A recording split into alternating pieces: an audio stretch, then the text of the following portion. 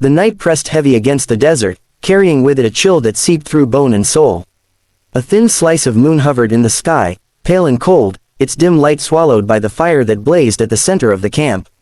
The flames threw wild shadows across the ring of hardened men, their hats pulled low, their spurs glinting with every shift of a boot. The silence between them was thick, broken only by the crackle of the fire and the restless snorts of horses tied nearby. They stood as if bound by something older than law, something they called ritual. At the center of the circle, kneeling in the dirt, was the woman. Her wrists were bound together with rough hemp rope, her palms scraped raw from the struggle that had brought her here. Her hair was loose, tangled by the wind and the rough hands that had shoved her to the ground. Sweat streaked through the dirt on her face, though the night was cold.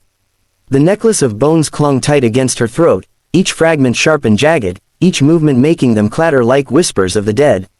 The sound scraped against her nerves until her chest heaved, each breath shallower than the last. Elias Monroe stood over her, his shadow stretching long and dark across the sand. He was known in the territory as a man who followed the code, a man whose word was as strong as iron. He had fought Indians, rustlers, and drought, and come out harder than the land itself. And yet, his hand trembled as he touched the rope at his belt. He wasn't supposed to touch her, wasn't supposed to interfere. The bones would decide. That was the law of the circle, the unbroken code of frontier men. She looked up at him, her eyes catching the firelight. They weren't the eyes of a killer. They weren't the eyes of someone who'd brought sickness to cattle or stolen from camp, as the accusations had said. They were eyes filled with raw terror and something else, pleading, desperate humanity. Her lips quivered as she spoke, her voice so soft that at first it seemed lost in the night. Please, hurry, take it off. The men around the circle shifted uneasily, boots grinding against sand and stone. No one ever spoke during the ritual. The accused were meant to be silent, to let the cursed necklace reveal its truth. Her words alone were enough to shake them. One man spat into the dirt and muttered, "She breaks the silence. It'll make the curse stronger." Another folded his arms, watching Elias. The rancher felt their eyes burning into him. The weight of tradition pressed against his chest like a branding iron. He had always believed in the ritual, as cruel as it was, because belief was easier than questioning. The bones rattled again as she drew a shuddering breath, and Elias felt a strange fury rising in him. It was madness to think scraps of bone held power. It was madness to see fear in her face and do nothing. He knelt, his rough hands brushing her collarbone as he reached for the string. She flinched, her throat tightening, and for an instant he froze. His own conscience warred against every voice he had ever known. If he pulled it off, he would be breaking the code, breaking with the men who trusted him. If he didn't, he would be letting her choke on fear, watching her be condemned by superstition. "Do it, Elias," an older ranch hand growled. "Let the bones speak. Don't damn yourself." The fire snapped, sending sparks upward into the dark. Elias's grip tightened. He could feel her pulse racing beneath her skin, her breath catching as though she had already accepted death. That was when he knew. He couldn't let it happen. Not tonight, not to her. With one sharp tug, he snapped the string. The necklace shattered in his fist, brittle fragments scattering into the dirt. The sound was louder than thunder in the silence that followed. Gasps rose around the circle, curses muttered under breath, fear plain in the men's faces. The ritual was broken. The woman sagged forward, relief flooding her face as tears spilled down her cheeks. She whispered a hoarse "thank you," her voice breaking apart. Elias stood tall, letting the broken bones slip from his hand and scatter in the dust. His gaze swept the circle, meeting every eye with fire of his own. "No more rituals," he said, his voice rough, iron steady. "Not while I stand." The desert seemed to lean in closer, the fire burning brighter as though it too had been waiting for someone to break the silence. For the first time in years, Elias felt the weight of chains he hadn't known he was carrying, and the freedom of letting them fall. The desert dawn came slow, spilling streaks of gold and crimson across the endless sky. The embers of the fire still glowed faintly, thin tendrils of smoke curling upward into the pale morning air. Most of the men who had stood in the circle were gone, scattered like shadows retreating from the light. Those who remained had kept their distance, uneasy with what had happened, their silence louder than any curse they claimed to fear. Elias Monroe had not slept. He sat on a low rock with his rifle laid across his knees, his hat pulled low to shade his eyes from the growing light.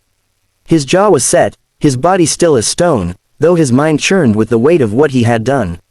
The ritual had never been broken before. He had crossed a line that could not be uncrossed. Yet when he looked over his shoulder at the woman sleeping beneath his blanket, her breathing steady now, he knew he would do it again. Her eyes opened slowly with the sun. She blinked against the light, her lashes wet with the remnants of tears she hadn't meant to shed. For a moment, she looked around as if unsure whether she had survived the night at all. Then her gaze fell on Elias, and she clutched the blanket tighter around her shoulders. "They'll come for me," she whispered, her voice raw from fear and dust. "They'll come for us. You broke their law." Elias didn't look at her at first. He kept his eyes fixed on the horizon, where the land stretched wide and unforgiving. Finally, he spoke, his voice steady, carved from years of carrying burdens alone. "Then let them come. I'd rather stand against men with guns than watch you die by a superstition." Her throat tightened, and she bit down on her lip. No one had ever spoken for her before. No one had ever stood between her and danger, not when she was accused, not when she was dragged to the fire. For the first time in years, she felt something she had forgotten how to trust: safety. The sound of gravel crunching beneath boots shattered the fragile stillness. Both turned their heads quickly. 3 men approached from the ridge, their silhouettes cut sharp against the rising sun. They were ranch hands who had stood in the circle last night, men Elias had worked beside for years. Their faces were set with anger and fear, their hands resting close to their holsters. Elias rose slowly, the rifle slipping into his hands as naturally as breath. He stood tall, his shoulders square, his stance wide as though he had already measured the ground for a fight.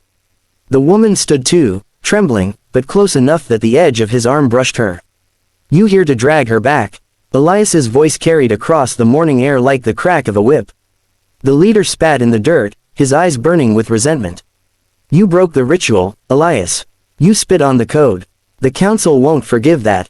You've cursed us all." Elias lifted the rifle just enough to remind them he was no easy man to corner. His gaze was sharp, unwavering. "The only curse here is fear. You want her, you'll have to take her over my dead body." The woman's heart thudded so hard she thought the men would hear it. The tension coiled tight, the kind that could snap with the twitch of a finger. For a moment, the desert itself seemed to hold its breath. One of the younger men shifted, his hand brushing his holster. But the leader stopped him with a sharp shake of his head. He studied Elias long and hard, the silence stretching until it felt like eternity. Finally, he muttered a curse under his breath and turned away. The others followed, their shoulders stiff, their footsteps crunching farther and farther into the distance until the ridge swallowed them whole. Elias lowered his rifle slowly, his chest rising with a deep, quiet breath. He looked at the woman, who stared back at him as though seeing him for the first time, not just a rancher, not just a man, but something stronger, something immovable, like the mountains themselves. "What happens now?" she asked, her voice trembling not from fear, but from uncertainty. He adjusted his hat, his eyes sweeping the horizon where the plains rolled out forever. "Now we ride," he said firmly. "There's land beyond their reach. Land not ruled by fear or fire. Maybe it's time to start fresh." Her lips parted, surprise flickering before it softened into something like hope. She stepped closer, the blanket still clutched around her shoulders, and for the first time she didn't feel like a prisoner. She felt like a partner to something bigger than both of them. Together, they turned toward the rising sun, the light spilling over them, painting them in the glow of a new day. Behind them lay fear, superstition, and broken bones in the dust. Ahead lay freedom, uncertain but real. And as they walked toward the horses waiting by the ridge, the woman knew that the night had not ended in her death but in the beginning of something fierce, something defiant, something worth living for.